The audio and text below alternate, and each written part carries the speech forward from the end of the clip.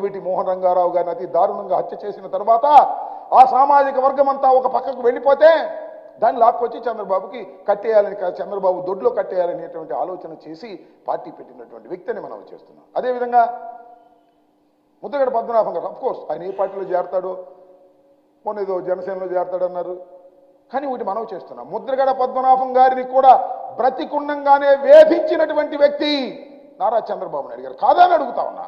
అలాంటి నారా చంద్రబాబు నాయుడు గారికి ఊడిగం చేయడానికి పార్టీ పెట్టి వాళ్ళు ఊడిగం చేస్తున్నావు. అసలు నువ్వు మైక్ పట్టుకుని మాట్లాడేటప్పుడు నీ ముఖంలో నెత్తురు చొక్కుందా? ద్రోహం చేస్తున్నాననేది నీ గుండె చెబుతుంది. అందువల్ల సరిగా మాట్లాడలేకపోయావనే విషయాన్ని కూడా ఈ సందర్భంగా నేను మనవి చేస్తున్నాను. కాబట్టి నేను ముఖ్యంగా ఈ రాష్ట్రంలో పొత్తు అనేది ఎప్పుడో నిర్ణయించేశాడు. ప్యాకేజీ కోసం పొత్తు పెట్టుకున్నాడో, లేకపోతే మరొక లాభం కోసం పొత్తు పెట్టుకున్నాడో, ఎప్పుడో పొత్తు పెట్టేసుకున్నాడు. కానీ ఇవాళ సీట్లు పంపకం విషయంలో చూస్తే నిజంగా ఏడవాలో నవ్వాలో నాకు కాదు, జన సైనికులకు అర్థమవుతా ఉంది. ఇది ఒక అపవిత్రమైనటువంటి పొత్తని అనేక సందర్భాల్లో మేము చెబుతున్నాం. దీనిలో ప్రజల్ని మోసం చేసేటటువంటి కార్యక్రమాలు నారా చంద్రబాబు నాయుడు గారు, లోకేష్ గారు తోడు దొంగలై వ్యవహరిస్తున్నారు. ప్రజల్ని మోసం చేసే కార్యక్రమంలో ఉన్నారు. వాళ్ళకి రాజకీయంగా బ్రతుకు లేదని తెలిసి ఒకరినొకరు పట్టుకొని మళ్ళా రా రా అని ఢిల్లీ తిరుగుతున్నారు. బీజేపీ వాళ్ళు వస్తారో రారో నాకు తెలియదు, వచ్చేస్తున్నారని చెబుతున్నారు. మరి వచ్చేవాళ్ళు అయితే వాళ్ళు లేకుండా ప్రెస్ మీట్ ఎందుకు పెట్టారు నాకు అర్థం కాలేదు. వాళ్ళకు కూడా భాగం ఉందని చెప్తున్నారు, వాళ్ళు మాత్రం మాట్లాడటం లేదు. Total confusion. ప్రతిపక్షాలు, ప్రత్యర్థ రాజకీయ పక్షాలు పూర్తిగా కన్ఫ్యూజన్లో ఉన్నాయి.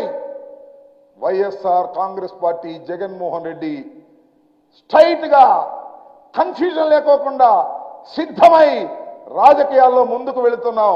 175 పోయినసారి కన్నా 151, పోయినసారి కన్నా ఎక్కువ 175 కొట్టి మళ్ళా ఈ రాష్ట్రంలో ముఖ్యమంత్రి కాబోతున్నాడు జగన్మోహన్ రెడ్డి గారు. జగన్మోహన్ రెడ్డి గారిని ఎదుర్కొనే దమ్ము లేక మీరిద్దరు కలిశారు.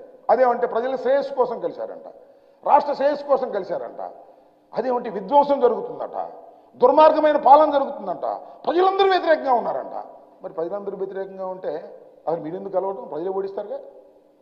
ప్రజలందరూ వ్యతిరేకంగా ఉంటేను, జగన్మోహన్ రెడ్డి గారు విధ్వంసం చేస్తుంటేను, జగన్మోహన్ రెడ్డి గారు అన్యాయమైన పరిపాలన చేస్తుంటేను, ప్రజలకు నచ్చని పరిపాలన చేస్తేను ప్రజలే ఓడిస్తారు. మీ ఇద్దరు కలవాల్సిన అవసరం లేదు, బీజేపీని తెచ్చుకోవాల్సిన అవసరం లేదు, మీరందరూ కట్టకట్టుకు రావాల్సిన అవసరం లేదు. అంటే దీన్ని బట్టి లాజికల్గా అర్థమవుతున్నది ఏమిటంటే జగన్మోహన్ రెడ్డి గారు చాలా బలంగా ఉన్నాడు.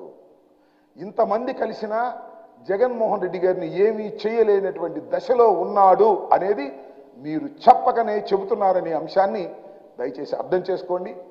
త్వరలో జరగబోయేటటువంటి సార్వత్రిక ఎన్నికల్లో అద్భుతమైన విజయాన్ని వశం చేసుకోబోతున్నారు జగన్మోహన్ రెడ్డి గారు, వైఎస్ఆర్ కాంగ్రెస్ పార్టీ. మీరు ఎన్ని జిత్తులేసినా, ఎన్ని మాయమాటలు చెప్పినా, ఎన్ని పొత్తులు పెట్టుకున్నా పొద్దున్న మీ ప్రెస్ మీట్లోనే మీ కన్ఫ్యూజన్ ఏంటో అర్థమైపోయింది. చివరికి పవన్ కళ్యాణ్ గారు ఎక్కడ నిలబడతాడో కూడా ప్రకటించుకోలేని అధ్వాన్నమైన పరిస్థితుల్లో జనసేన రాజకీయ పక్షం ఉంది. జనసేనకి 24 సీట్లు ఇస్తే ఎన్నో ప్రకటించింది?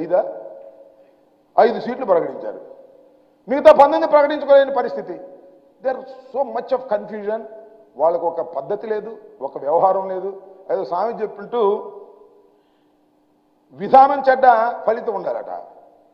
పవన్ కళ్యాణ్ గారు జనసేనతో పవన్ కళ్యాణ్ గారు భారతీయ జనతా పార్టీతో పొత్తులో ఉన్నాను అని ఆయన చెబుతున్నాడు. భారతీయ జనతా పార్టీ కూడా మాకు పవన్ కళ్యాణ్ పొత్తులో ఉన్నాడని చెబుతున్నారు. ఆ పొత్తులో ఉన్న ఆయన వచ్చి వీళ్ళ పక్కన కూర్చుని మరి సీట్లు పంపకం చేసుకున్నాడు. ఇదేం పొత్తు, ఇదేం వ్యవహారమో, ఇదేమి మోసమో, ఇదేమి అన్యాయమో, ఇదేనా విధానం చెడ్డాడు, ఫలితం లేదు.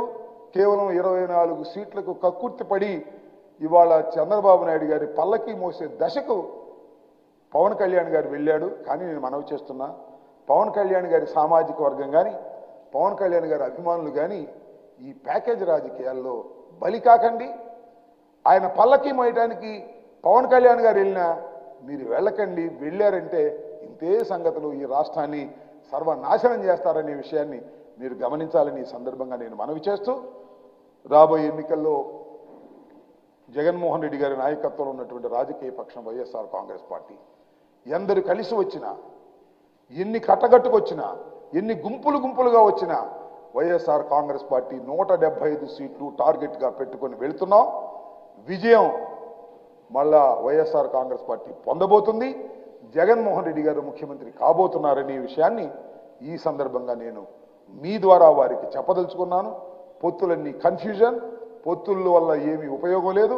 పొత్తుల వల్ల ఓటు ట్రాన్స్ఫర్ అంటున్నాడు పాపం పవన్ కళ్యాణ్ గారు.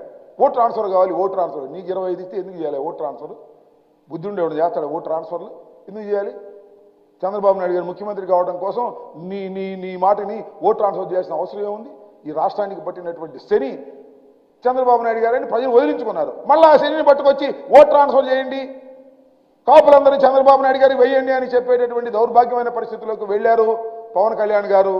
కాస్త జ్ఞానం ఉన్నటువంటి ఏ కాపు కులస్తుడు కూడా పవన్ కళ్యాణ్ గారి మాట వినేటటువంటి పరిస్థితుల్లో లేరని వాస్తవాన్ని మీరు తెలుసుకోవాలంటే ఎన్నికలు అవ్వాలి, లేదా ఎన్నికల ట్రెండ్ ఏంటో తెలుసుకోండి. 100% వైఎస్ఆర్ కాంగ్రెస్ పార్టీ విజయడంకా మోగించబోతుందని ఈ సందర్భంగా మనవి చేస్తున్నాను. కేవలం 24 సీట్లు ఇచ్చి పవన్ కళ్యాణ్ గారి లెక్క 40 సీట్లు అని చెప్పి ఓటు ట్రాన్స్ఫర్ చేయించుకోవాలనే ప్రయత్నం చేస్తున్నారు. ఇది దుర్మార్గమైన ఆలోచన. ఆంధ్ర రాష్ట్ర ప్రజానీకం తెలివిగలవారు, వారు కీలెరిగి వాత పెడతారు.